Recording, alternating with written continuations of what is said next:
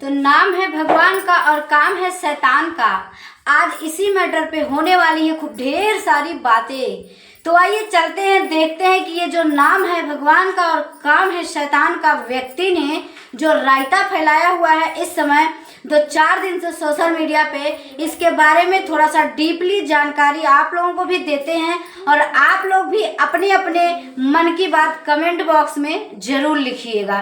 तो ये जो विष्णु राज हैं, ये 2 साल से जेल के अंदर बंद थी और इनके बेटे को इनकी जो है शाली जी, बड़ी शाली जी अपने पास रखती थी।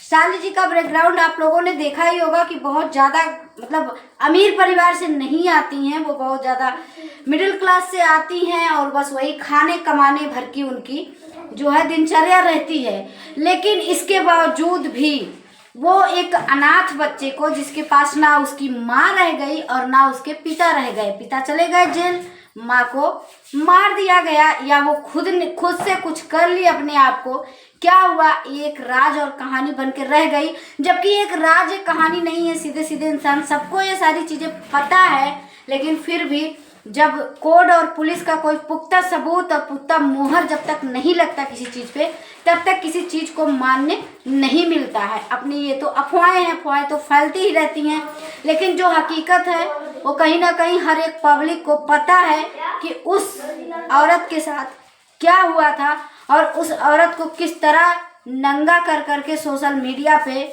और उसके साथ क्या क्या चीज़ें हुई थी। ये बताने की ज़रूरत तो बिल्कुल ही नहीं है, हमको लगता है। उसके बाद मैं विष्णु के हर एक बात से तो नहीं, लेकिन कुछ बातों से एग्री करती हूँ, जैसा कि आप लोगों से भी बताना चाहती हूँ और आप लोगों की राय भी जानना चाहती हूँ कि क्या ये हकीकत है। कहीं ना कहीं दिमाग में चीज़ें खटक रही हैं, पिन कर रही हैं कि क्या सही चीज़ है ये, कि जो चीज़ें बोली जा रही है कि विदेश से मेरे बेटे के लिए ये चीज़ें आती थी, तो ये कहीं ना कहीं हकीकत है कि हाँ आती थी, ये हकीकत है। युवराज को फंड आता था, युवराज को ढेर सारे कपड़े आते थे, जूता आता था, बिस्किट आता था, खाने पीने की चीज़ें सामानें आती थी, ये चीज़ें सही हैं। लेकिन मुझे बस ये चीज़ें खटक रही है, क्योंकि मैं कल से इस चीज़ के बारे में सर्च कर रही हूँ, सारी चीज़ें देख रही हूँ कि अगर ये सारी चीज़ें आ रही थी तो वो जो युवराज की मौसी थी, उन्होंने ये सारी चीज़ें वीडियो में क्यों नहीं रखी।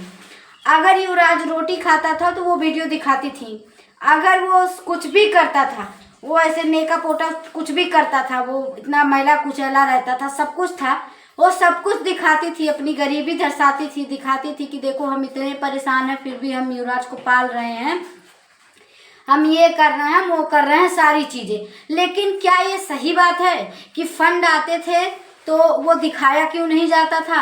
अगर ये सही है तो संगीता जी, मेरा आपसे ये सवाल है कि अगर सारी चीज़ें ये जो विष्णु राज बोल रहा है, क्या ये हकीकत में आपके पास आता था? क्योंकि सुनने में तो बहुत जगह से आ रहा है चीज़ें कि हाँ आपके पास ये सारी चीज़ें आती थी। अब चलिए चलते हैं विष्णु राज के ऊपर। विष्णु राज जब जेल से छूटते हैं तो अपने जो है ससुराल वालों को देवी देवता समझ लेते हैं, क्योंकि उनके देवी देवता उनको छुड़ाए रहते हैं। जब विष्णु राज कह रहे हैं कि 2 करोड़ की मांग हुई, ये सरासर गलत बात है। 2 करोड़ की मांग हुई नहीं, इतना छोटा सा परिवार 2 करोड़ बहुत बड़ी बात है, ये कहीं हजम होने वाली बात नहीं लग रही है। उसके बाद इनके ही भाई बोल रहे हैं कि उनके मतलब हमारे जो भाई के ससुराल वाले हैं ऐसे किए वैसे किए, बड़े अच्छे लोग हैं, ये हैं वो हैं। उसके बाद आज विष्णु राज आकर के इल्जाम पे इल्जाम लगाए जा रहा है अपने ससुराल वालों के लिए। तो क्या ये जो क्या नाम है इनका, ये जो महादेव हैं, महादेव बोल रहे हैं कि धन्य है वो मौसी जिसने युवराज को अपने घर पे ले जाके आज 2 साल से पाल रही है, जब युवराज उनके घर पे नहीं आया था। और विष्णु राज का कहना है कि हमारे बेटे को जबरदस्ती लेके जाया गया, कि जबकि गोरखपुरिया, भौजी, चंदा और राधा सब लोग उसमें बहुत सारे क्रिएटर थे। उस समय का माहौल इतना ज़्यादा मतलब बिगड़ा हुआ माहौल था कि कोई भी किसी के ऊपर किसी भी प्रकार का कोई भरोसा करने लायक नहीं था। तो मिस्टर विष्णुराज के जो परिवार वाले थे, जब उनसे पत्रकारों ने पूछा कि क्या तुम युवराज की जिम्मेदारी ले सकते हो, तो ये जो युवराज के चाचा हैं महादेव, इन्होंने सीधे सीधे मना किया था कि हम युवराज की जिम्मेदारी नहीं लेंगे, क्योंकि अभी कल को कुछ होगा तो पूरा समाज, पुलिस, पूरा देश दुनिया सब हमारे ऊपर सवाल उठाएंगे, इसीलिए हम युवराज की जिम्मेदारी नहीं लेंगे। तो लास्ट में युवराज जा कर के अपने नाना के घर पे पहुंचा, और नाना भी परदेश में कमाने वाले थे। नाना के घर पे सिर्फ एक निरहू रहते थे। शांति और संगीता और शांति की शादी हो गई थी, तो नाना ने उठा करके बड़ी बहन को दे दिया, क्योंकि छोटी बहन के पास ऑलरेडी छोटे छोटे बच्चे थे, या क्या भी था उनका मैटर था, इतना जानकारी नहीं है, लेकिन इतना मतलब याद नहीं है, लेकिन यही सारी चीज़ें हुई थी। उसके बाद क्या होता है कि जब युवराज धीरे धीरे धीरे धीरे बड़ा होने लगा, तो सब लोगों ने सोचा कि युवराज का भविष्य कहीं ना कहीं खराब हो रहा है, क्योंकि उसकी माँ भी दुनिया छोड़ के चली गई है और उसके जो पिता हैं वो जेल में हैं। तो अब जो दुनिया छोड़ के चला गया वो तो दोबारा आएगा नहीं लौट के, इसीलिए विष्णुराज को पैरवी कराया गया निरहू का और निरहू के पिताजी का, और विष्णुराज को छुड़वाया गया, जिसमें सबसे ज़्यादा बड़ा हाथ देखा जाए तो संगीता और संगीता के पति का ही है, क्योंकि उन्होंने ही अपने ससुर को और अपने बाप को मतलब मनाया जुनाया और कहा कि इनको ऐसे ऐसे एक बच्चे का भविष्य खराब हो जाएगा। और पब्लिक ने भी पूरा भर भर के आवाज़ लगाई कि नहीं, विष्णुराज को जेल से बाहर आना चाहिए और अपने बच्चे का भविष्य सुधारना चाहिए।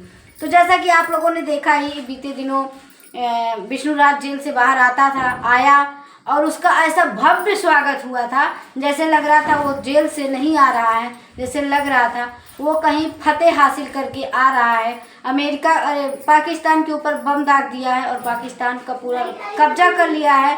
वो कब्जा करके मिलिट्री का कर्नल बन करके वापस लौटा था। इस समय ऐसे उसका कुछ स्वागत हुआ था।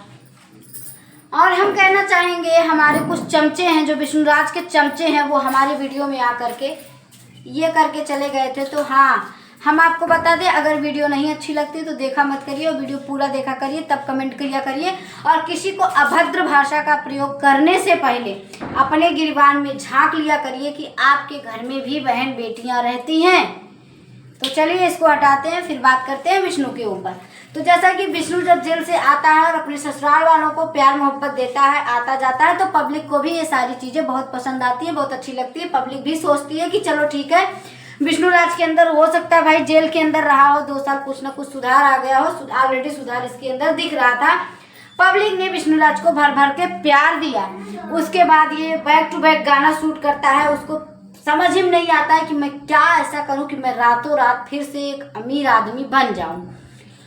और विष्णुराज के पापा में, मालती के पापा में और विष्णुराज के बीच जो समझौता होता है वो 7 लाख का हुआ रहता है, और गहने का हुआ रहता है कि हमारा गहना हमको दे देना जेल से आने के बाद। गहना मतलब मालती का गहना, जबकि मालती के गहने पे पूरा पूरा हक उसके सिर्फ बच्चे का है और किसी का भी नहीं है, चाहे वो सौतेली माँ आ जाए या ज्योति हो या कोई भी हो, किसी का हक नहीं है उस गहने पे। सिर्फ अगर हक है तो वो छोटे से बच्चे का हक है। तो जब अभी इस दौरान जब विष्णुराज के बैक टू बैक गाने आए, इधर हुआ, ये हुआ, वो हुआ, उसके बाद जब निरहू ने इससे 2 लाख, जब इसने अपने मालती का जेवर मांगा, तो निरहू ने कहा कि पहले मुझे मेरा बकाया पैसा दो, उसके बाद मैं जाके तुमको तुम्हारा जेवर दूंगा। तब विष्णुराज के मन में उबाल आएगा, अरे भाई ये तो हमारे मतलब चलाक के साथ चलाकी, मतलब चलाक के साथ ही चलाकी।